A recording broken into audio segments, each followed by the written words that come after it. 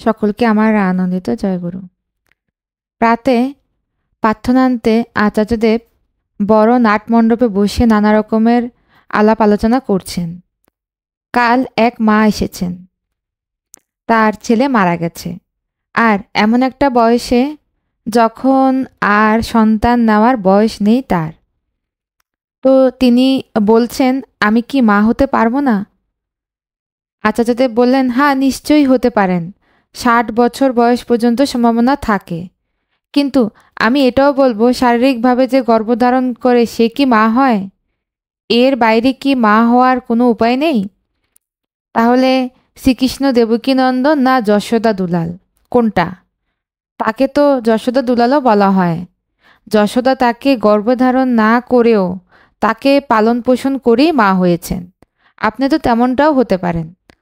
করোনাকালে কোনো বাচ্চার হয়তো মা বাবা গত হয়েছে, তেমন একটা বাচ্চাকে নিয়ে মানুষ করলে সে তো একটা মা পেল, আপনিও একটা সন্তান পেলেন। এটাও তো হতে পারে। এই প্রসঙ্গে বলছেন, একবার বড় মার জন্মতিথিতে কোনো এক মা একটা রুগ্ন বাচ্চা মেয়েকে ফেলে দিয়ে যায়। আমি তাকে রাখার জন্য কয়েকজনকে বললাম, তারা রাজি হলো না। রোগা মেয়েটাকে কেউ নিতে চায় না, আর আমার তো একটাই জায়গা আছে। অবিনের মাকে বললাম, এই রকম ফেলে গেছে, তুমি রাখবে? ও রাজি হলো। অবিন তখন ছোট, এক বিছনায় থাকলে সংক্রমণের আশঙ্কা, তাই সে মেয়েকে নিয়ে অন্য খাটে, অবিনের মা শোয়, আমি অবিনকে নিয়ে অন্য খাটে। সেবা যত্ন পেয়ে মেয়ে কয়েকদিনই সুস্থ হয়ে উঠল। তখন তার ডিমান্ড বেড়ে গেল, অনেকে নিতে চায়। তার মধ্যে একজন ওইখানেই থাকে, এখানেই মানুষ, কিন্তু ঠাকুরবাড়ি আসে না। সে মেয়েটাকে পাবার জন্য বারবার আমার কাছে হাত জোর করছে। আমি ভাবলাম, দিলে একেই দিব, এর আগ্রহটাই বেশি, ও এখানেই ভালো থাকবে।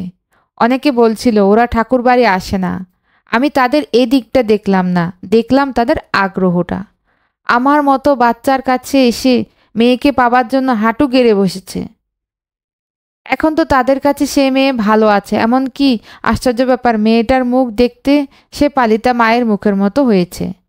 এখন ঘটনা হচ্ছে, সেই মেয়েকে দেওয়ার সময় অবিনের মা দিতে নারাজ ছিল, তাকে অনেক বোঝাতে হয়েছে। সে তখন এমন কাঁদছিল যে আমার জামা ওর চোখের জলে ভিজে গেছিল।